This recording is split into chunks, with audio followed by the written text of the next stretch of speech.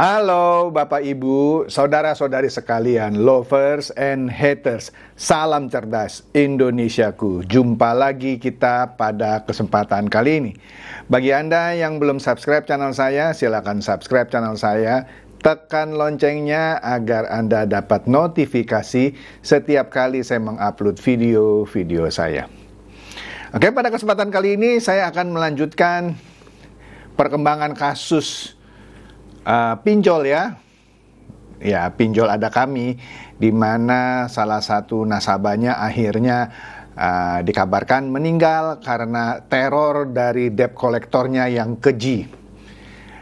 Di video saya yang sebelumnya, pihak ada kami, kalau Anda perhatikan lah ya videonya dan berita-berita yang ada, sepertinya memberikan kesan bahwa debt kolektor tersebut tidak termasuk atau tidak terdaftar lah gitu ya dari daftar debt kolektor yang dia punya gitu ya.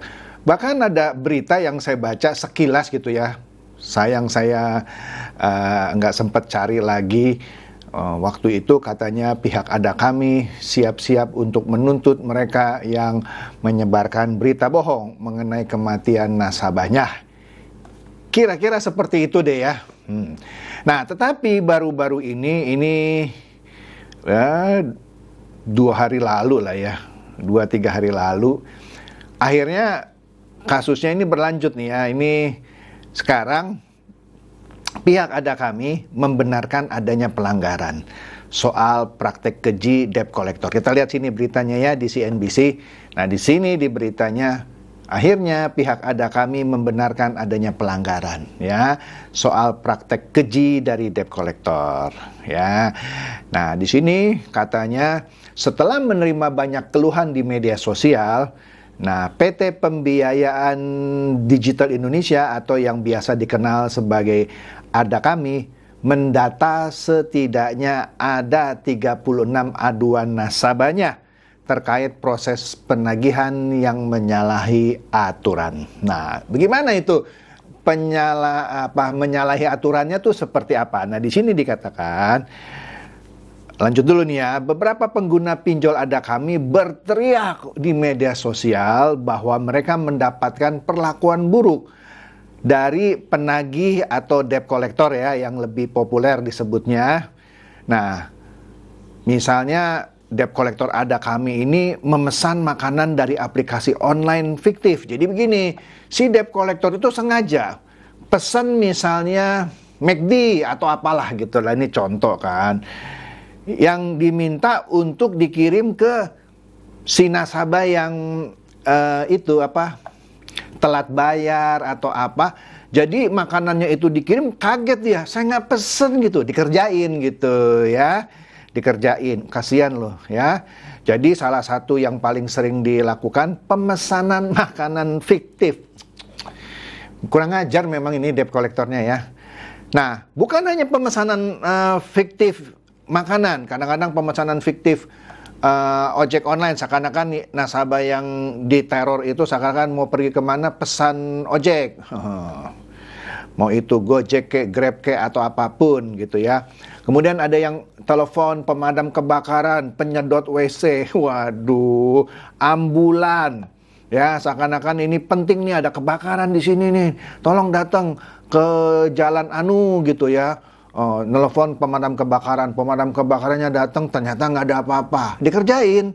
Ya, penyedot WC, ini WC saya mampet, datang ke sini. Datang itu penyedot WC ke situ ya. Ambulan, ini ada orang kita nih yang sakit, tolong dong datang kan. Jadi dikerjain itu nasabah-nasabahnya ini. Nah, jelas tindakan ini adalah melanggar SOP yang ada. Tidak harus demikian cara meneror. Ya, memang tidak boleh diteror juga sih sebenarnya ya. Nah, Direktur Utama ada kami yaitu Bernardino Monica Vega Junior mengatakan, ya tadi dari laporan-laporan itu diketahui para penagih utang darinya itu tega memanggil yang tadi, pemadam kebakaran, penyedot WC, ambulan, pemesanan makanan fiktif, pemesanan ojek online fiktif, dan lain-lain. Oke? Jadi dia mengakui bahwa hasil investigasi dari ADA kami menunjukkan adanya beberapa agen penagih utang yang terindikasi melakukan pelanggaran SOP. Oleh karena itu sedang dilakukan investigasi mendalam kepada agen-agen yang dimaksud. Nah, ya.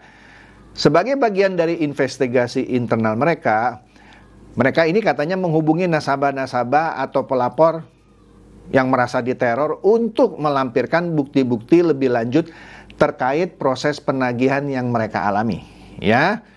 Nah, itu dinyatakan oleh Bernardino yang adalah Direktur Utama ADA kami dalam keterangan tertulisnya Kamis lalu 28 September. Nah, oleh karena itu katanya manajemen ADA kami akan mengambil tindakan tegas. Ya haruslah berupa pemberian sanksi pemutusan hubungan kerja ya terhadap agen penagihan yang dimaksud. Perlu dicatat, pinjol-pinjol itu punya debt collector internal, ada juga yang eksternal ya, yang dia sewa dari luar. Nah, ini menarik ya. Nah, tindakan pemutusan hubungan kerja terhadap agen penagihan atau debt collector yang nakal itu disertai dengan memastikan bahwa agen-agen yang dimaksud itu, yang nakal-nakal itu dimasukkan ke dalam daftar hitam atau blacklist profesi penagihan AFPI. Ternyata debt collector itu adalah sebuah profesi yang nanti kita lihat ya, ada proses sertifikasinya loh ya. Padahal sudah bersertifikasi tapi melakukan tindakan yang keji seperti ini. Saya bingung juga ya. Nah, kalau yang terbukti yang melakukan tindakan keji seperti ini, katanya akan dimasukkan ke dalam blacklist atau daftar hitam dari AFPI. AFPI ini asosiasi inilah fintech Indonesia ya. Jadi apabila terdapat bukti unsur pelanggaran hukum, oknum tersebut akan segera ditindak sesuai dengan hukum yang berlaku. Ya kita lihat ya bagaimana menindaknya. Nah dikatakan lagi, berkaca dari insiden yang sudah terjadi ini, ADA kami menekankan kepada seluruh pihak terkait untuk tunduk dan patuh pada standar operating prosedur. Ya, Anda umumkan aja di internal sama perusahaan outsourcing yang Anda pakai gitu ya. Ya, oke lah. Ya, dia minta untuk tunduk dan patuh pada SOP yang berlaku dan seluruh bentuk pelanggaran akan ditindak secara tegas. Ya, kita lihat nih bagaimana tindakannya ya. Dikatakan di sini bahwa para nasabah ADA kami yang menerima perlakuan penagihan yang di luar batas itu melanggar etika kesopanan, dapat mengumpulkan bukti percakapan dalam bentuk rekaman atau gambar untuk membuat pengaduan resmi melalui layanan konsumen ADA kami di 15077 ya, atau melalui hello@cs.adakami.id ya. Nah, gitu deh ya. Nah, hal ini ya buntut dari cuitan di Twitter ya yang menceritakan adanya ADA kami nasabahnya yang bunuh diri ya karena terlilit hutang di aplikasi tersebut dan diteror oleh debt kolektornya. Oleh karena itu akhirnya OJK memerintahkan ADA kami dan asosiasi AFPI, asosiasi fintech Indonesia lah gitu ya, untuk melaksanakan investigasi terkait kasus ini. Pertanyaannya, apakah nanti akan dilaporkan juga ke kepolisian karena tindakan peneroran ini kan sebenarnya tindakan pidana loh, perbuatan tidak menyenangkan. Bahkan bisa juga karena itu dikirimkan melalui handphone lah biasanya, itu bisa ya dicarilah salahnya untuk dilaporkan sebagai tindakan yang melanggar undang-undang ITE. Ya, tinggal dicari aja ya. Nah, tapi katanya mengenai identitas nasabah yang bunuh diri itu sampai sekarang katanya belum ditemukan. Nah, ini menarik juga ya. Jadi ADA kami masih menunggu laporan dari pihak publik maupun pemilik akun media sosial yang menjadi sumber berita viral tersebut. Oke, jadi saran saya mereka yang memviralkan adanya nasabah ADA kami yang bunuh diri, Dan kalau benar, ya sekarang ditantang nih, kirim siapa orangnya, di mana alamatnya, gitu kan kira-kira. Bagus deh, ya. Nah, menarik nih.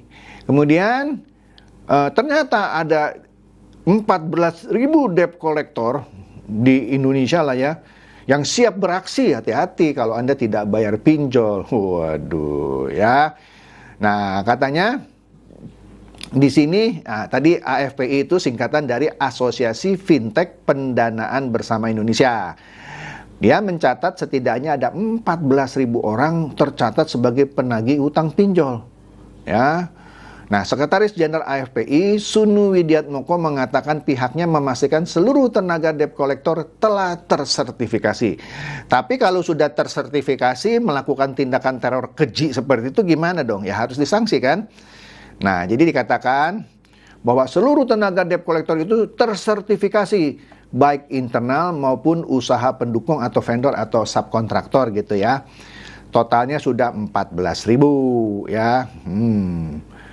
Nah, AFPI pun telah menyiapkan sejumlah standar operating procedure atau SOP untuk panduan debt collector itu menagih hutang. Misalnya nggak boleh melakukan tindakan keji seperti yang tadi disebutkan ya.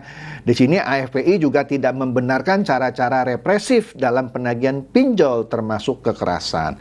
Kalau dia langgar kode etik itu kita lakukan flagging. Nah, flagging itu berfungsi misalnya untuk ya mungkin untuk SP atau bahkan dikeluarkan dari perusahaan fintechnya, sehingga orang ini dimasukkan ke dalam database daftar hitam atau blacklist, sehingga orang ini kalau melamar lagi menjadi debt collector di perusahaan pinjol lainnya tidak bisa diterima katanya gitu ya.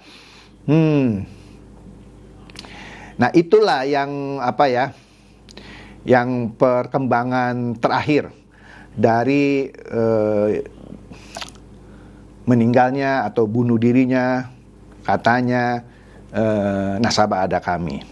Kemudian dari iNews Indonesia katanya OJK sekarang akan bakal lebih galak lagi kepada debt collector ya, karena banyaknya aduan yang masuk.